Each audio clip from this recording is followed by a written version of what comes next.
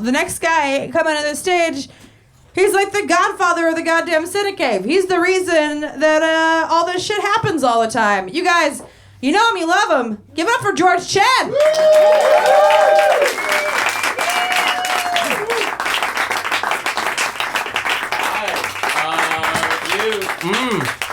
You guys familiar with the Red Bull space drop?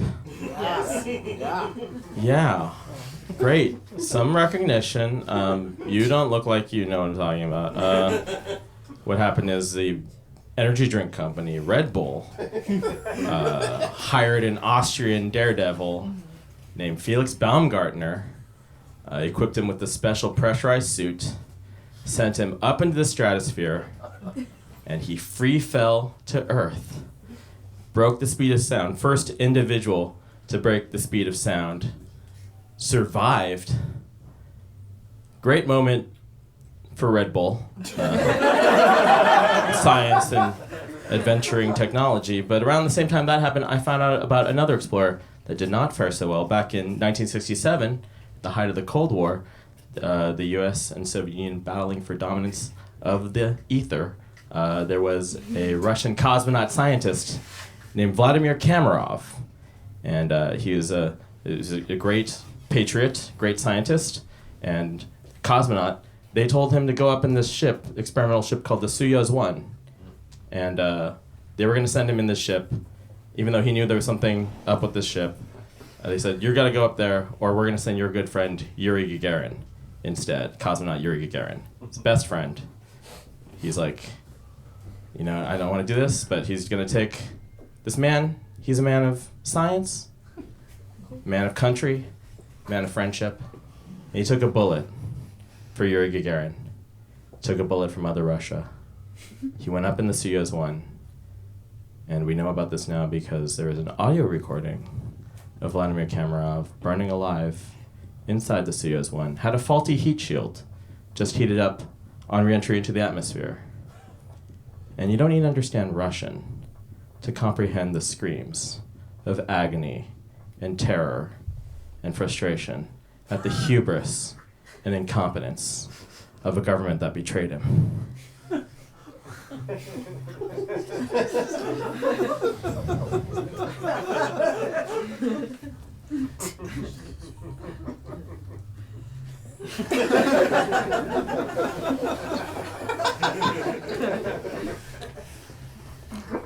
Sorry, those are the notes for my TED Talk.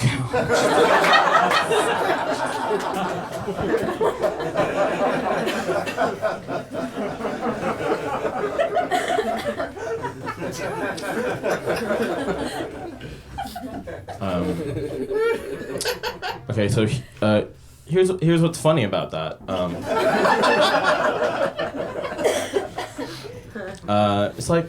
It's like Red Bull's more powerful than the Soviet Union. Like they have a better space program. They've lost fewer men. I think I'm going to stick with that thesis. I think if that's true, Red Bull, the corporation, is more powerful than the Cold War Soviet Union. I think for their next publicity campaign, they're going to hire another daredevil to assassinate the CEO of another beverage company with a uranium-tipped umbrella. And that's my theory about Four Loko. That's what happened to Four Loko. I don't drink it. Get up your bartender one more time. Red Bull and vodka? No? Okay. That would be appropriate for this joke. What's that called? A Red Bull and vodka? Is that a name? It's called a Red Bull and vodka. Okay, great. Don't drink. Don't know anything. Do you guys like comedy? You like stand-up comedy? Because you came to the basement of a video store on a day that doesn't exist. It's all the opposite of Groundhog Day. This is like not happening. It's good to know that you paid a cover. Thank you for coming to this basement, because sometimes in this line of work we are doing jokes for people who don't want to hear comedy, are actively like disinterested in comedy. And I get it. Like, it's not for everyone, It's like not a thing you want sprung on you unexpectedly. My favorite example is we were at this bar trying to start an open mic, and there was a Giants game on the TV. One woman, not happy, we're gonna start talking over her Giants game. She was like, hey, not a good time to start your comedy, because Buster Posey's on first. And I was like, play it cool. You've just been waiting your entire life for a moment to say these words in completely organic context. Super proud of myself, I just yelled at her. Who's on first?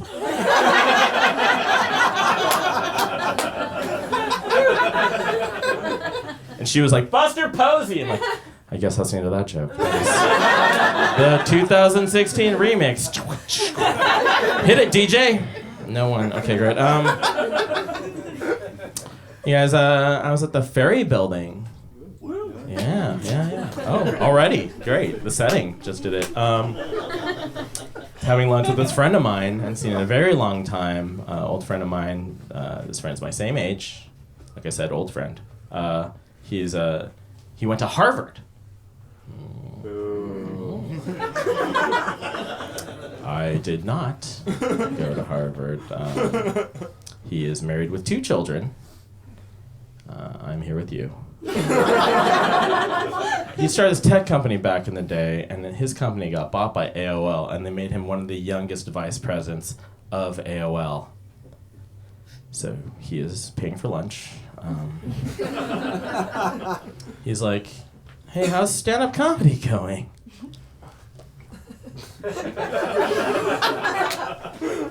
This is how it's going, you guys. This is never better than this. Monday night in a basement. But I was thinking about on paper, this friend of mine, he's got like this perfect life, right? He's got like the career, family, all of it. But he's not really better than me. Right? Thanks. Thank you. He's not really doing that much better than I am, because he still has an AOL email address for work. Oh, Earthlink crowd, cool. CompuServe! Inktomi. I don't know where else to go with that. Okay, let's get real. You guys, I saw my therapist on a dating app. Has anyone? It's one of the free ones, too. I'm like, why am I even paying you money? You're not going to spend it one time. So I just gotta like block her right away. I'm like, and then I'm like, should I just break up with this therapist in real life? Because clearly neither of us has anything figured out. And it's weird. In that moment, I'm just like, I just realized like I don't want to have sex with my therapist, like at all. Which makes me think one of us is not doing their job right. That joke's called transference. Young crowd. Okay, cool. Usually when I'm killing it this hard at a show. Thank you. I would ask the youngs to follow me on Facebook.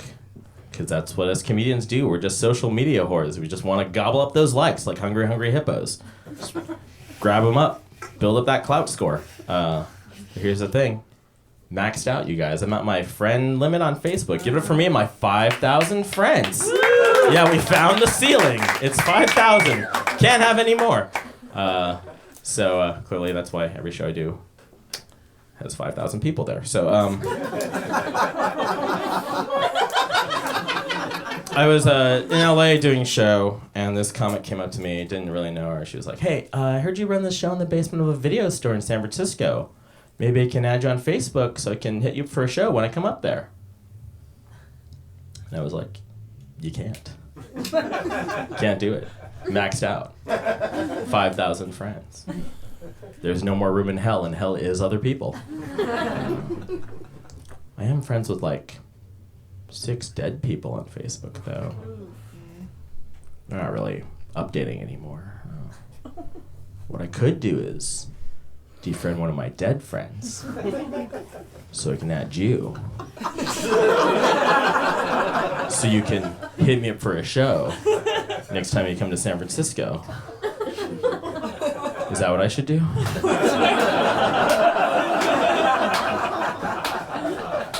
What I'm saying is follow me on Twitter, you guys, at George the Chen.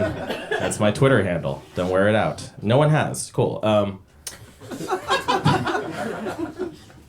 Anybody live in Oakland? Did? Can I get a ride home? I've been Oaklanding. I've been living in Oakland a very long time. I think if you lose your virginity and your hair in the same town, it's been too long.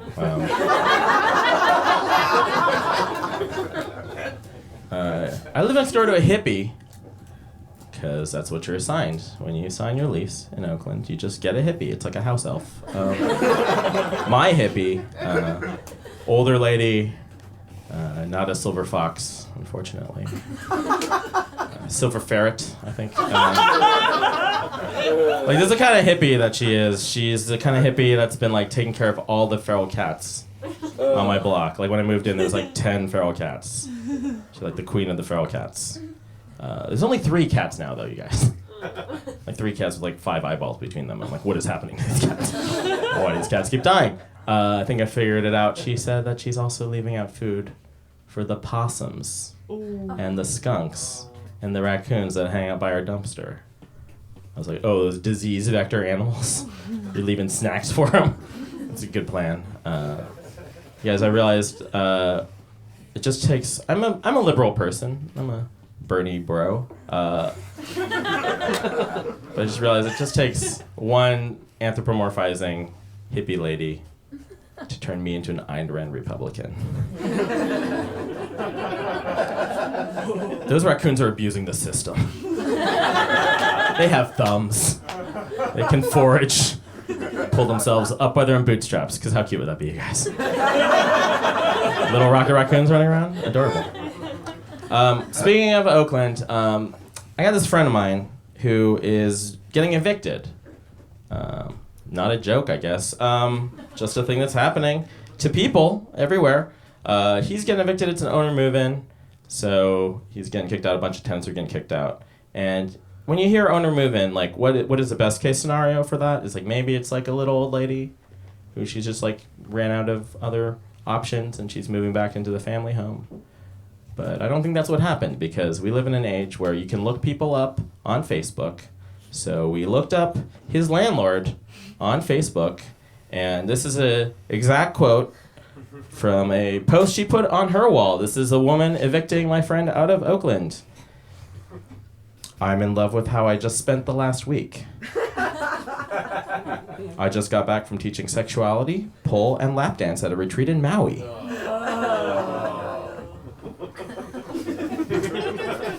That's the most groans Maui has ever gotten.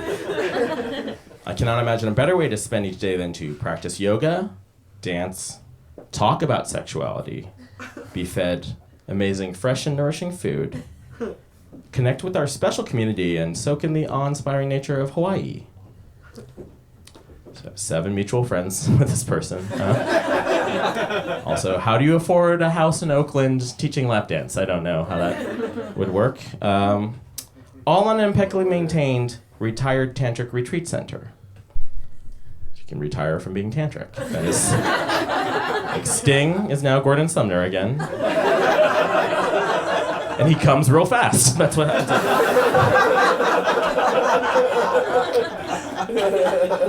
Sometimes as I passed from one activity to the next, pole to lap, I assume, I'd have to stop, breathe deeply, and just take in the astounding raw beauty. Several times I felt so overflowing with joy and appreciation for the plumeria, palms, and passion fruit. Alliteration, good. Gold star. Stunning views of cliffs and waterfalls that I wanted to cry. #gratitude. So that is who is evicting my friend. She made someone cry by doing that. And not friends with this person, but I wish you could read the comment that I wrote underneath all of that, because I'm super proud of the Facebook comment I put under that, which was evict, pray, love. You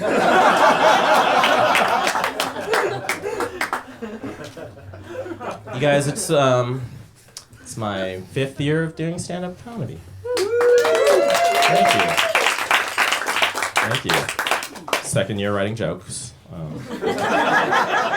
first 3 years, there was a lot of people snapping for some reason. Very early on, I was at a party, and this friend of mine comes up to me and she's like, "You gotta talk to this guy at this party. He really wants to become a stand-up comedian. You gotta talk him through the process, like show him the ropes." And I was like, "Oh yeah, I've been doing this for like 9 months. That's enough time to mentor someone in an art form, right, guys?"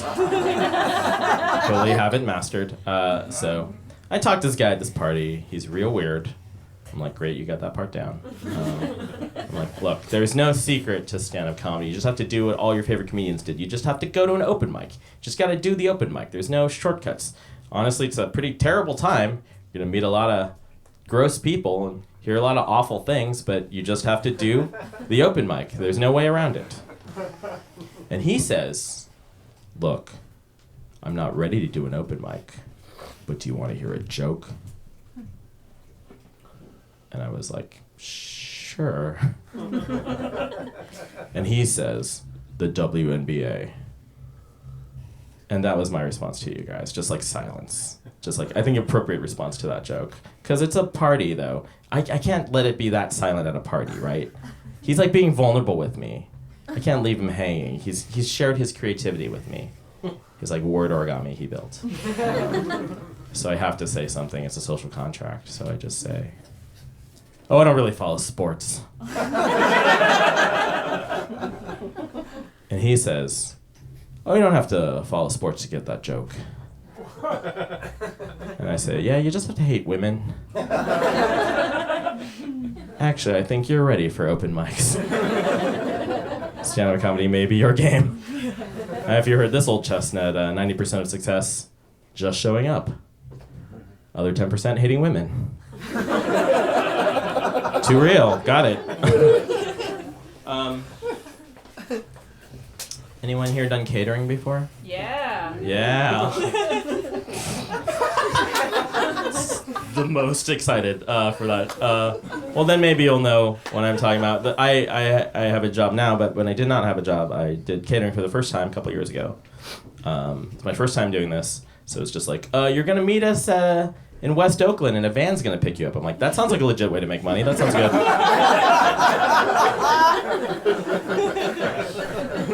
So I hop in this van with some strangers, and it turns out we're going to Napa. We're going to this very fancy winery where we're gonna turns out we're serving the Silicon Valley venture capital firm, right? I don't know if you know what venture capitalism is, but it's like the most capitalism. It's like, so we're serving, literally just serving the 1%, but maybe the 10% of the 1%, the 0.0001%. I don't know the math on that. Do not fact check this joke, is what I'm saying. Not good at math. So that's why you end up catering in your 30s. Sorry. So in my first time doing this, I don't really know what I'm doing. So they just just hand out hors d'oeuvres. It's very simple. You're not good at making them, just hand them out. Just tell people what's on it. It's a bruschetta with crescenza, pancetta, rhubarb, and a balsamic vinaigrette. And I still remember it to this day because I went up to someone and I was like, "Hello, would you like a bruschetta? It has crescenza, pancetta, rhubarb, and a balsamic vinaigrette." Took all my brain power to remember those words. She takes one, she's like, "There's no meat on this thing, is there?" And I'm like, "No, it's just cheese, just cheese." She takes it. I walk back to the kitchen. I'm like, "Look, I think I already know the answer to this question. Just to humor me. There's no meat on this bruschetta, is there?" And they're like, "Oh, you imbecile. There definitely is. Pancetta, you fool, is a very fancy Italian bacon, the fanciest Italian bacon." And I was just like, "Good." I think I just gave that to a vegetarian lady. You guys, I'm not a monster. Some of my best friends, vegetarians, I would apologize or something if it was equal footing. But this is my job. It's I don't want to get my job in trouble first day on the job. Also, I grew up reading. If you've read The Most Dangerous Game when you were a child, do you have fantasies about what rich people can do to you? Basically, it could turn into a human hunt right away. We're on a vineyard. Just like grab a spike, run. But it was not even that bad, you guys. She was fine. And like I checked on her. It's not like she had a peanut allergy. And I gave her a peanut butter sandwich. It's just like an ethical thing. So she's fine. I just avoid her the rest of the night and just do other things. And like on the ride back home, all my coworkers are just like making fun of me, like, oh, you just ruined some Hindu's chance at reincarnation, things like that. I get back home, still feeling weird about it. I get on my Facebook, because what are inside thoughts for anymore, you guys? Start typing. I'm a status update. I'm like, think I just fed pancetta to a vegetarian. The most passive-aggressive form of class warfare. And then all my vegetarian vegan friends were like, boo, dislike, thumbs down, boo. And it's like, come on, like, clearly they don't have the whole context for the story the way you guys do, but don't we all hate rich people more than we like animals? If not, then why are we even friends? Defriend me. Gotta make room for those 5,000. Okay, I was at a show, and the audience did not like me. I don't know if you guys can relate to that at all. Instead of being polite like all of you, one guy decided to yell something at me. First time for me, I heard this. Hey, get off the stage. Go back to Mexico.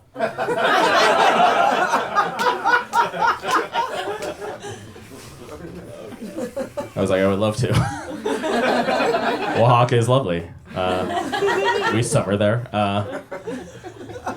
My favorite comment I got after a show is this guy came up to me one time and he was like, well, the only time he ever came up to me, I never saw this guy again, before or after. One guy time came up to me. This guy comes up to me. He says, hey, that was pretty funny.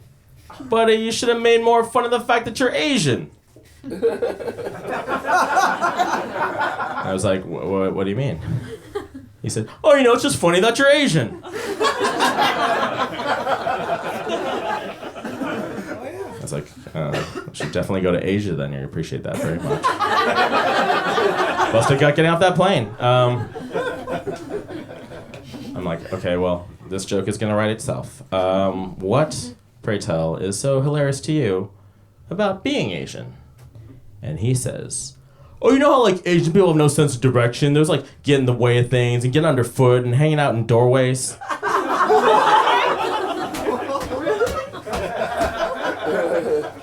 I was like, are you thinking of a cat? That sounds like a cat to me. And he's like, no, I've seen it a lot. I've seen an Asian guy just like walking the wall or walking a person. I'm like, are you thinking of a Roomba? That sounds like a Roomba. A vacuum cleaning robots, the Kool-Aid Man? I don't know. Whatever you're thinking of does not sound like a human being with real thoughts and feelings. But most importantly, I'm not going to write a bunch of jokes based on a stereotype that only you know about. It's not how comedy works. You guys, anyone here a member of the LGBT community? Weird reaction. It's the remember part. Remember? Yeah, what do you remember? A member. Did I say remember? I remember! Do you guys remember when there were gay people? Not my future, not Trump's future. I'm sorry. It's turning into a different kind of meeting. I'm like, where are the gays? No, come on. All I'm saying is if you did not respond to that, you might be surprised to find out you are. Because I don't know if you know that they added a bunch of letters to the acronym now. Does anyone know what the new acronym is? I feel like you do. LGBTQQIAA. A lot of extra letters. Does anyone want to guess the last 5 letters? It was new to me. I just found this out. Asexual. Well, let's do the order. Okay. Let's do the order. Q, first Q. Very easy. Very good. Second Q. Questioning. That's right. Okay, questioned you about this. I. Intersex. Right? Correct? Okay, now there's 2 A's coming up. I give extra credit if you get the A's in the right order. First A. Asexual. Asexual. Don't have to fuck anyone to be part of that. Last A, some might say the most important A. Anyone? We'll talk later. Allies, guys, allies. No one says it's the most important A. It's not the most important A. But you're probably one of those, right? You might be lesbian, gay, bisexual, transgender, questioning, queer, intersex, asexual, or an ally. It's a super inclusive acronym. It really just leaves out aggressive homophobes. Which is the Bay Area, I find that a little bit exclusive. Let's build a table, including everyone. Yes, because wouldn't that be like the best revenge against homophobia? Tag an H on the end of that acronym. Include them in the acronym. Go by like the Westboro Baptist protest, be like, hey, you know they're part of the LGBTQIA community? And be like, no, don't include me in the rich tapestry of humanity.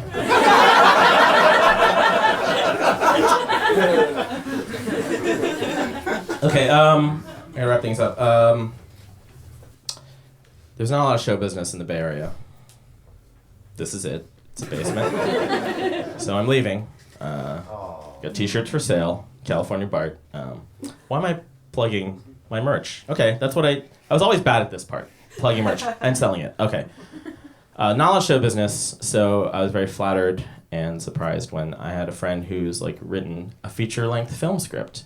She was like, hey, I want you to be part of this script reading. We're gonna read this script in a live setting. And I'm like, oh, that's great. Thank you so much for inviting me. She does not give the scripts out ahead of time. Keeps them very close to the vest. Makes us sign non-disclosure agreements, which I realize I'm violating by talking about this right now. But a bunch of comedians show up at this theater. We're handed these manila envelopes. Our lines are highlighted in them. No one's seen these lines before. And we do this round-robin reading in the theater. And I fell asleep during the script reading. They gave out free pizza, so whose fault is that really? So I'm passed out in my carb coma. I get nudged awake by the person next to me, and when it's time for me to do my lines for a scene I've never seen before, I wake up to this description by the narrator for my character. She says this: he's an FBI agent who is Native American and has a Fu Manchu mustache. And my first waking thought is, I don't think you can have all those things. It's like a weird riddle, like choose any two. Not all three. And then I have about a second to decide, am I really gonna do this right now? Guys, not a trained actor. I'd never done a Native American accent before. But I think I nailed it. Because people are like, hey, that was fucked up. I'm George Chen. Bring back Brandy Posey. Thank you, Marvin Gomez. Thank you, Lexi. Thank you, Brandy. Thank you, Nick.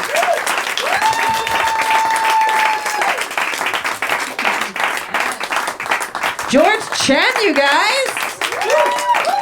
Hell yeah. It's got a California Bart t-shirt. If you guys can't see it, it's Bart Simpson, but in the shape of California. The Inland Empire is his asshole, which is very appropriate.